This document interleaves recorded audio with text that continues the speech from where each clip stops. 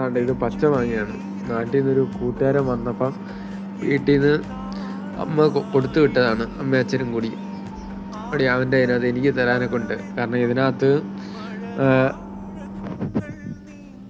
കുറേ അച്ചാർ ഐറ്റംസ് ഉണ്ട്. ഇത് മാങ്ങ അച്ചാറുണ്ട്, പിന്നെ നാരങ്ങ അച്ചാറുണ്ട്, പിന്നെ ചമ്മന്തിപ്പൊടിയുണ്ട്, ബീഫ് അച്ചാറുണ്ട്, ചൂര അച്ചാറുണ്ട്. അങ്ങനെ എല്ലാം കുറേശ്ശെ എടുത്തോളൂ. പിന്നെ ഞാൻ പറഞ്ഞു കുറച്ച് പച്ച മാങ്ങ വേണമെന്ന്. അങ്ങനെ കൊടുത്തിട്ട് ഇപ്പോൾ ഏകദേശം കുറച്ച് ദിവസമായി, ഒരു 3-4 ദിവസമായി. നാട്ടിൽ നിന്ന് കൊടുത്തു വിട്ടത് പച്ച മാങ്ങ, പക്ഷെ ഇവിടെ വന്നപ്പോൾ മാങ്ങ പഴുത്തുപോയി. പിന്നെന്താ പറയുക, ഈ നാട്ടിൽ നിന്ന് കൊടുത്തു വിടുന്ന ഈ സാധനമൊക്കെയാണ്. ഇതൊക്കെ നമുക്ക് നാട്ടിൽ നിൽക്കുന്ന സമയത്ത് ഇതൊക്കെ ഇനി എത്ര കഴിച്ചാലും നമുക്ക് ടേസ്റ്റ് തോന്നത്തില്ല. പക്ഷെ ഇവിടെ വന്ന് ഇതൊക്കെ കഴിക്കുമ്പം കിട്ടുന്ന ഒരു രുചിയുണ്ട്, അതൊരു ഒന്നൊന്നരയാണ്. പ്രത്യേകിച്ച് ഈ നാട്ടിൽ നിന്ന് കൊടുത്തു വിടുന്ന, സത്യം പറഞ്ഞു കഴിഞ്ഞാൽ വീട്ടിൽ ഇരിക്കുന്ന സമയത്ത് ഈ പറയുന്ന അമ്മ ഒക്കെ ഇതേപോലെ ഈ അച്ചാറൊക്കെ ചൂര അച്ചാർ ഇട്ട് തരുമോ എന്നുള്ള കാര്യം തന്നെ സംശയം. വീട്ടിൽ എല്ലാ ദിവസവും നാരങ്ങ അച്ചാറും മാങ്ങ അച്ചാറും ഒക്കെ കാണും, പക്ഷേ ഈ ചൂര അച്ചാറൊക്കെ കാണുമോ എന്നുള്ള കാര്യം അറിയില്ല. ഇങ്ങനെ ഗൾഫിൽ നിൽക്കുന്ന മക്കൾക്ക് കിട്ടുന്ന ഏറ്റവും വലിയ ഭാഗ്യമാണ് ഇതേപോലെ ഈ വീട്ടിൽ നിന്ന് കൊടുത്തു വിടുന്ന അച്ചാർ അങ്ങനെയുള്ള സംഭവങ്ങൾ.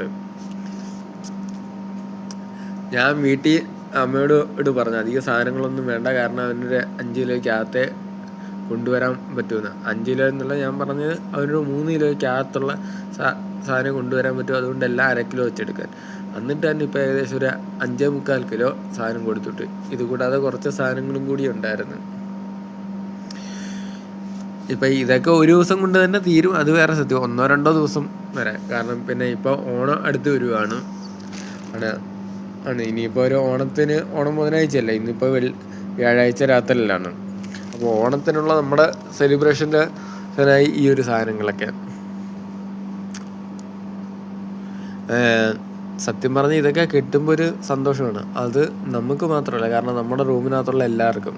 ഇപ്പോൾ റൂമിനകത്തുള്ള ഒരാൾ ഉറക്കത്തിലാണ്, മറ്റൊരാൾ നൈറ്റ് ഡ്യൂട്ടിയാണ്, അയാൾ നൈറ്റ് ഡ്യൂട്ടിക്ക് പോയിരിക്കുന്നത്. അപ്പം നമുക്ക് ഈ നാട്ടിൽ നിന്നുള്ള എന്തെങ്കിലുമൊക്കെ സാധനം കൊടുത്ത് വിട്ട് കഴിഞ്ഞാൽ അത് നമ്മളെല്ലാവരും കൂടി റൂമിനകത്തുള്ള ഒരുമിച്ചിരുന്നാണ് കഴിക്കുന്നത്.